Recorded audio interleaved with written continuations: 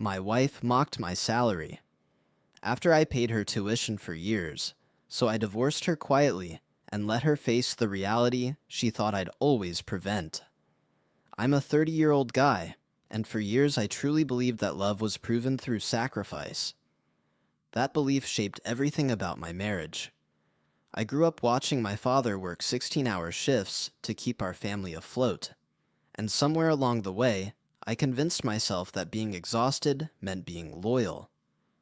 So when Erica and I got married, and she told me she wanted to go back to school for nursing, I didn't even hesitate. I picked up an extra freelance contract and shifted from 8-hour days to 12-hour stretches, telling myself it was temporary, just a season of grinding before the calm. Most mornings, my day started before sunrise. I'd brew a cheap coffee, grab whatever leftovers were in the fridge, and head out while Erica slept curled up under warm blankets. I handled everything: rent, groceries, car payments, health insurance, even her textbooks that cost more than my entire monthly food budget. I never complained, not once. If anything, it made me feel proud that I could give her the future she dreamed about. And for a while, she made me feel like I was her hero. She'd kiss my forehead when I came home late. She'd whisper, "I'll repay you one day, I promise." She'd brag to her friends about how hardworking I was. It felt real. It felt like we were a team, like my sacrifices were building the foundation of something strong. But slowly, almost too slowly to catch at first, something changed. Erica started talking about the hospital she wanted to work at, the money she'd make, the lifestyle she imagined. And then, one night while we were eating dinner, she glanced at my work badge on the table and said with a small, almost playful laugh, "Your job is comfortable. Mine's going to be on a different level soon." The fork froze halfway to my mouth. It was the first time she'd ever compared us, and it wouldn't be the last. I used to tell myself, it's just a few more months, just until she graduates. That thought became my anchor during nights when my eyes burned from staring at screens, and my back felt permanently curved from long shifts at the warehouse. I'd come home smelling like dust and metal, drop my work boots by the door, and force myself to stay awake long enough to finish freelance projects, just to cover whatever unexpected expenses popped up that week. "Babe, I know you're tired," Erica would say, stretching on the couch while scrolling through her tablet. "But tuition went up again? Can you handle it this month?" I'd nod, swallowing the exhaustion like it was just another chore. "Yeah, don't worry. I've got it." Inside, I prayed she never saw how close I was to breaking. My savings, gone. My emergency fund, gone. Even the small amount I used to set aside for hobbies or just breathing room, I hadn't touched those in months. But whenever she'd smile and say, "I'm lucky to have you," it felt worth it. Our apartment became a cycle of routine sensory snapshots. The hum of the fridge at 3 a.m. while I typed invoices with trembling fingers. The smell of cold leftovers waiting for me because Erica had eaten earlier with classmates. The hollow quiet of coming home to lights already turned off, like I lived in a house where time didn't wait for me. But Erica, she seemed to be blossoming. New study groups, new friends, new confidence. She talked nonstop about clinical rotations, about the doctors she shadowed, about how intense and high status the hospital environment felt. One night, while I sorted receipts, she walked by and jokingly flicked my forehead. "You really should think bigger," she said lightly. "Your job is fine and all, but you could aim higher." I laughed it off, but something in my chest tightened. It was the first hint that maybe my sacrifices weren't temporary. Maybe they were becoming invisible. Looking back now, the red flags were there long before I admitted anything was wrong. But at the time, I kept telling myself, "She's stressed. Nursing school is tough. Don't take it personally. That lie became my comfort blanket. Erica started coming home later and later. Study group ran long, she'd say, dropping her backpack by the door without looking at me. Sometimes I'd try to start a conversation, ask how her day went, whether she'd eaten, if she needed anything. Can we not do this right now? She'd snap, rubbing her temples. You don't get how draining my program is. I'd mutter an apology and step back, trying not to notice how she suddenly had time to laugh with her classmates over FaceTime, but not with me. Our closeness thinned like worn-out fabric. She stopped waiting up for me, stopped hugging me from behind when I cooked, stopped kissing me goodbye in the mornings. Instead, she'd brush past me with her hair still damp from a shower, smelling like that new floral conditioner she claimed she bought on sale. There was a night, one that still stays with me, when I brought home her favorite takeout because I knew she'd had an exam. When I set the food on the table, she glanced up from her phone and sighed. You shouldn't spend money on this, she said. We have to be smart about finances if I'm going to have a real career soon. If she's going to have a real career, as if mine didn't count. A sting crawled up my throat, but I swallowed it. I just wanted to do something nice. She didn't even look up. Well, next time, ask me first. I stared at her, the woman I had once felt so close to, and for the first time, she felt distant, unreachable, like I was supporting a stranger who wasn't sure she needed me anymore. Then, a few days later, as I walked past her studying in the living room, I heard her giggle into her phone and say, I can't wait to outgrow this lifestyle. The words hit me harder than I expected, and something deep inside me whispered, You're not imagining this. Graduation day was supposed to feel like a victory for both of us. I'd imagined cheering for her, holding her hand proudly, maybe even feeling a quiet sense of relief that all the sacrifices were finally paying off. Instead, I felt like a spectator in a life I'd helped build, but no longer belonged to. I'm so relieved this part is over, Erica said, as she adjusted her cap in the mirror, her voice buzzing with excitement. I smiled, trying to match her energy. You earned it. I'm proud of you. She didn't even pause to meet my eyes. Yeah, well, this is just the start. Things are going to change now. We drove to the ceremony with her music blasting through the speakers, upbeat, flashy tracks about success, luxury, and leveling up. The kind of songs she never used to listen to. I stared out the window while she bobbed her head, humming confidently, as if she was already stepping into a new world. Afterward, her friends and classmates swarmed her, snapping photos, hugging her, praising her future. One girl laughed and said, Erica, you're going to be making bank. Girl, your life is about to be so different. Erica grinned and tossed her hair. Oh, absolutely. I'm not settling for average anything. I stood beside her, holding her purse and diploma like an invisible assistant. That evening, at a small celebration dinner, the shift became impossible to ignore. She talked endlessly about hospital politics, high-paying opportunities, and how nurses in certain departments don't date men who lack ambition. At one point, she tapped my hand lightly, almost patronizingly. Babe, once I'm working, we'll upgrade everything. Your job is sweet, but we'll aim higher. A few people at the table chuckled politely. My cheeks went hot, but I forced a smile. As she raised her glass and toasted to a new chapter, her eyes gleamed with something unfamiliar, something sharp, hungry, and distant. And for the first time, I realized I wasn't part of that chapter. Not the way I had been before. Erica's first month at her new job felt like watching someone peel away from me inch by inch. The woman who used to hug me when I walked through the door now barely glanced up from her phone.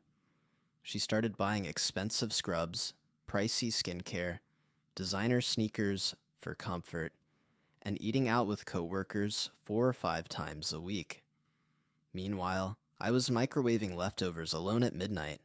One night she walked in laughing with 2 coworkers who'd offered her a ride home. I was washing dishes when she waved them inside for a quick drink. They looked polished, confident, people who clearly thought highly of themselves. I tried to be welcoming, even poured them a soda. That's when it happened. One of the guys joked, "Erica, you said, you're the breadwinner now, right? Must feel good." Without missing a beat, she snorted and said, "Oh, totally. His salary is, well, let's just say I've seen interns making more." The room erupted into light laughter. My hands froze around the soda bottle. I blinked slowly, trying to process whether she really said it. The words felt like someone had shoved ice straight into my spine. "Erica," I said quietly. She waved a dismissive hand. "Relax, babe. It's just a joke. You're sensitive." The guy smirked. "Hey, nothing wrong with being the supportive spouse." Inside, something cracked, quietly but deeply. I wasn't embarrassed because of what she said. I was embarrassed because she meant it. The rest of the night blurred into clinking glasses and muffled laughter, while I replayed her voice in my head. Every sacrifice I'd made, every shift, every bill, every exhaustion-soaked night, suddenly felt like fuel to a fire she was using to burn me down. Later, when we were alone, I finally asked, "Do you really think that little of me?" She rolled her eyes. "Can we not do this? I'm tired. Don't make everything dramatic." But the truth was impossible to shove back down, because in her joke, I heard something real, something she'd been thinking for a long time. After that night, something inside me shifted. I stopped brushing off the uncomfortable moments. I started paying attention. And once I did, the truth didn't take long to show itself. It happened on a Wednesday afternoon. I got home early from work because a project was canceled last minute. When I walked in, the apartment was silent except for the faint buzzing of Erica's tablet charging on the kitchen counter. She never left her electronics out, ever. Something in me hesitated, but a deeper part of me knew I needed answers. I tapped the screen. Her messages were open. The first one I saw was from a name I didn't recognize. Mark, Unit C. "Mark, last night was fun. You looked gorgeous." "Erica, stop, I looked rough after shift, lol." "Mark, you're the prettiest on the floor. Don't let your husband make you feel small." I reread the last line 3 times. My stomach twisted. My hands trembling. I scrolled up. There were weeks, months of messages.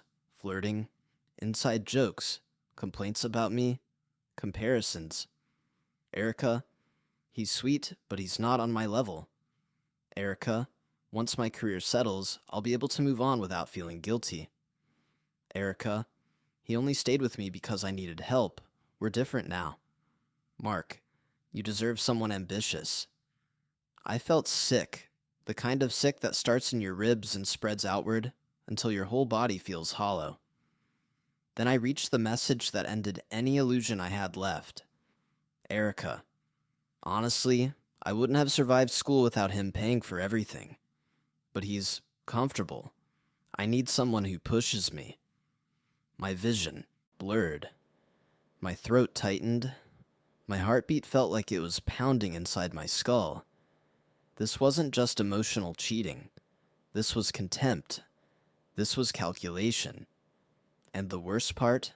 All those late study nights she claimed were group sessions. Were dates at cafes, long drives after shifts, hours spent texting him while I worked myself into the ground.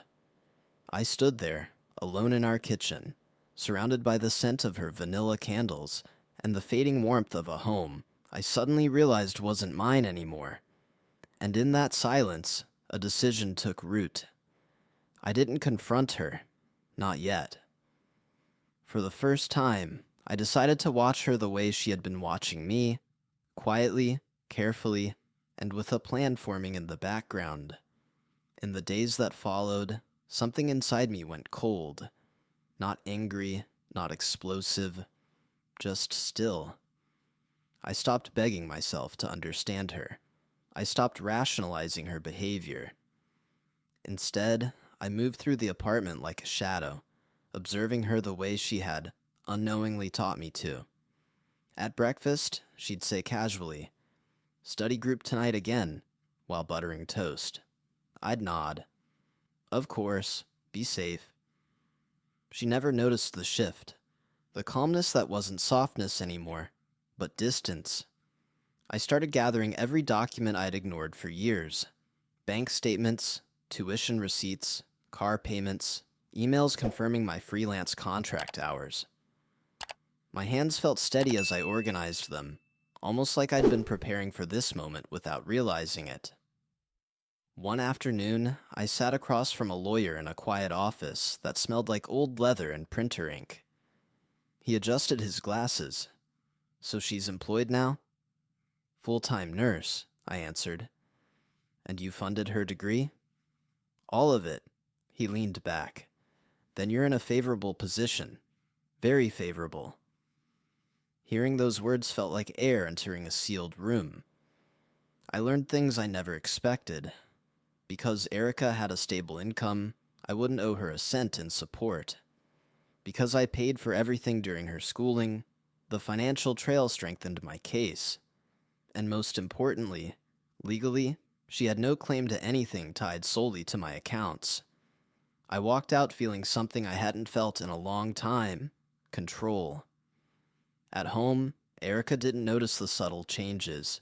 She was too busy texting her coworkers, posting pictures with filters that made our apartment look more expensive than it was, and humming while she tried on new scrubs in the hallway mirror. One night she looked at me and said, "You've been quiet lately. Everything okay?" I smiled gently. "Everything's fine." Inside, I was already gone. And the more she mocked my silence, the more invisible she assumed I felt, the sharper my plan became. Rock bottom didn't happen in a dramatic explosion. It happened in small humiliations that piled up until one moment finally snapped something inside me. It was a Saturday afternoon. I'd spent the whole week working overtime, trying to finish a freelance project ahead of schedule so I could take Erica out somewhere nice, something we hadn't done in months. I even cleaned the apartment, bought her favorite candles, and cooked her favorite meal. I wanted, I don't know, a piece of the woman I used to know. When she walked through the door, she barely looked at me. "Hey," she said flatly, setting her bag down. "Why does it smell like garlic in here?" I forced a small smile. "I cooked. Thought we could have dinner together." She blinked at me like I'd offered her a poison sample. "I already ate with my coworkers. We celebrated a crazy shift." "Oh," I whispered. "I didn't know," she snorted. "Well, maybe if you had a job that understood real stress, you'd get it." The comment stung, but I stayed quiet. Later, she appeared in the doorway of the living room and crossed her arms. "You know, we should talk about living arrangements," she said. My pulse stalled. "What do you mean?" Erica exhaled dramatically, like she was tired of carrying a burden. "Eventually, I think we should separate. I just don't see myself doing this." She gestured vaguely at our home. "Forever." I stared at her, the room suddenly too still. The lights, the smell of the food I'd made, the quiet hum of the fan, it all pressed around me like a shrinking box. "I've outgrown this life," she added. "And honestly, I don't want to feel held back anymore." Held back by me. The man who worked himself raw, so she could build the future she bragged about. For a moment, my chest felt hollow, like someone had reached in and scooped out whatever pieces of love I still had left. I hit the lowest point of my life right then. Not because she wanted to leave, but because I realized she had never planned to stay. And still, I didn't say a word, because the next move needed to be mine. The morning I filed for divorce was unnervingly peaceful. No shaking hands, no last-minute doubts, just a quiet certainty, like I'd finally stopped fighting a current that had been dragging me under for months. I handed the lawyer the remaining documents, signed where he pointed, and walked out feeling lighter than I had in years. But the real moment, the one I'll never forget, was serving her the papers. I arranged for them to be delivered to her workplace, not out of spite, not to embarrass her, but because it was the one place she couldn't hide behind excuses or walk away from a conversation. She'd have to face reality in front of the world she valued more than our marriage. That afternoon, while I sat in my car outside our apartment, my phone buzzed violently. "Erica, what the hell is this? You served me at work? Are you insane?" I didn't respond. 20 minutes later, the front door burst open. She stormed in, cheeks flushed, still in her navy scrub top. "What is wrong with you?" she snapped, shoving the envelope toward me. "You blindsided me." I looked at her calmly. "I thought you said you wanted to separate." That was different," she stammered. "I didn't mean divorce, and not like this." "And how did you imagine it?" I asked quietly. "You slowly phasing me out, keeping me as a backup while you test drive your new life?" Her jaw tightened. "You're overreacting." I reached into the drawer and took out a neatly organized folder. Our bills, tuition receipts, financial records, all in my handwriting. "Everything's been processed," I said. "You're responsible for your expenses now." Her eyes widened. "Wait, what expenses? You thought I'd keep paying," I finished.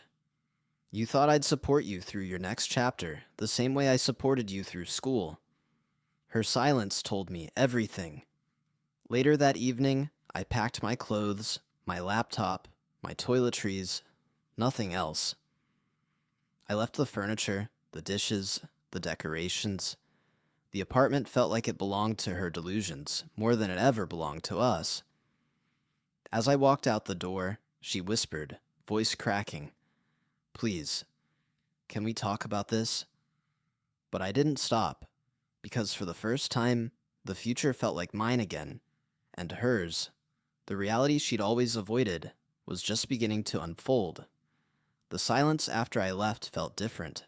Not peaceful, just clean. Like the static that had filled my life for years finally shut off. I moved into a modest one-bedroom apartment across town. Nothing fancy, just a place that felt mine. No reminders, no tension humming in the walls. But Erica's world? It started unraveling fast. At first, she tried to play it cool. She sent me a message saying, "I'll manage, I'm not helpless." I didn't reply. A week later, another text. "Hey, did you cancel the autopay for the rent?" I stared at my screen. She had no idea how to handle her own bills. I typed back one line. "It's your lease now." That was the beginning. The next time my phone buzzed, her tone had changed completely. "My car payment bounced. Can you please just help this month? I'm adjusting to my new schedule." I could almost picture her sitting on the edge of the bed, face flushed with panic. The same bed she once told someone else she'd outgrow. I wrote back, "I can't help. I don't live there anymore." A few days later, she called. Actually called, her voice shaky. "Look, I know things got messy, but this is too much at once. I have rent, car payments, insurance. You used to cover all of this." "That was when we were married," I said. "And when you respected me." She inhaled sharply, like the truth had slapped her. The sensory details of that moment still stick with me. The quiet buzz of my new apartment's fridge, the the faint smell of paint from the walls, the warmth from the evening sun pooling across my floor. Everything felt open, uncluttered, honest. And her life?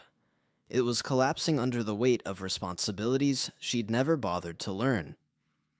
She stopped pretending soon enough. The messages became shorter, more desperate. Rent is overdue. They're threatening to tow my car. I can't afford this alone. Each notification was a reminder. For years she lived on a foundation I built.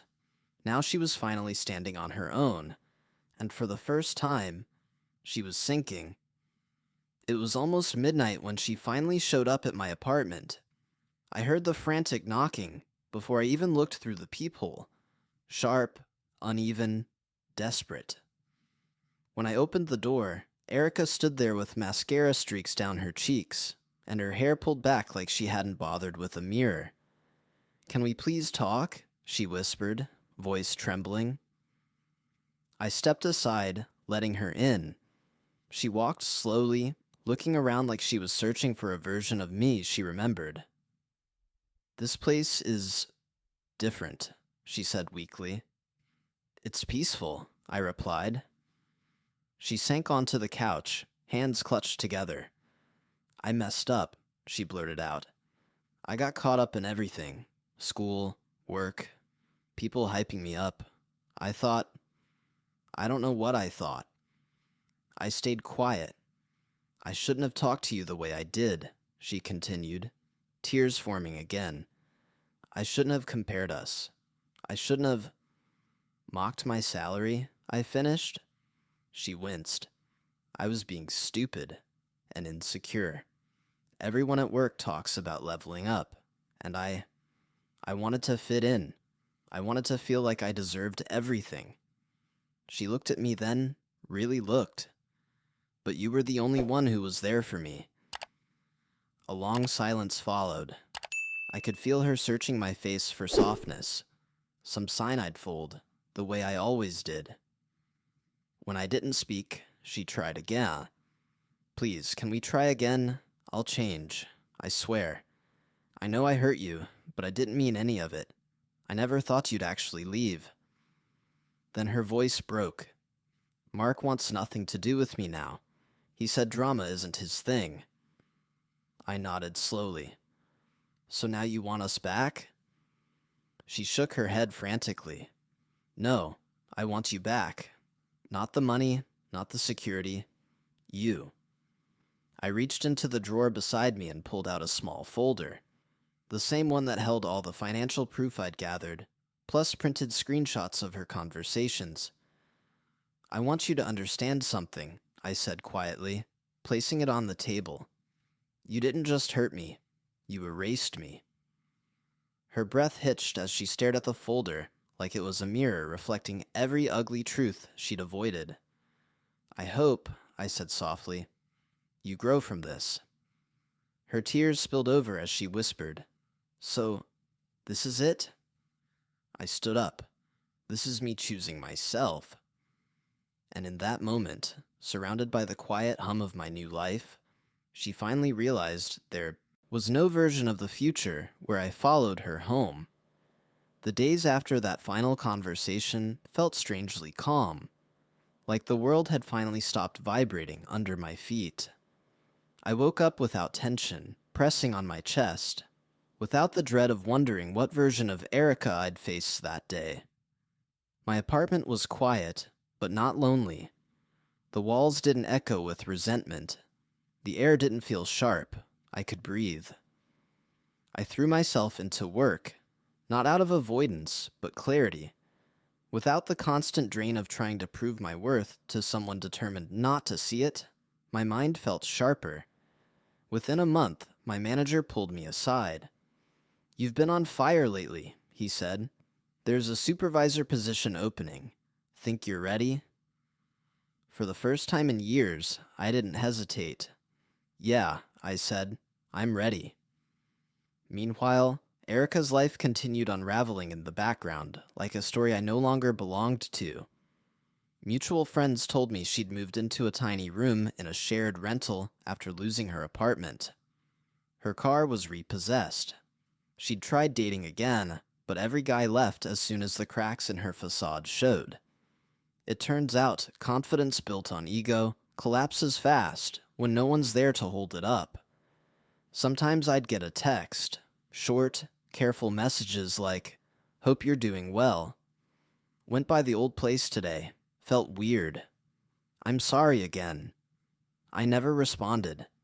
Not out of spite, but because there was nothing left to say. The version of me who would have answered wasn't alive anymore. One evening, as I sat on my balcony with a cup of coffee, watching the city lights flicker like distant stars, I realized something quietly profound. I never needed a dramatic revenge. I didn't need to expose her, shame her, or destroy her. Her reality did that on its own. The greatest revenge I ever had was leaving her to face the life she built without me, the one she thought she was too good for, the one she believed I'd always shield her from. And as the breeze moved through the night air, warm and steady, I felt something I hadn't felt in years. Peace. A peace she could never take from me again.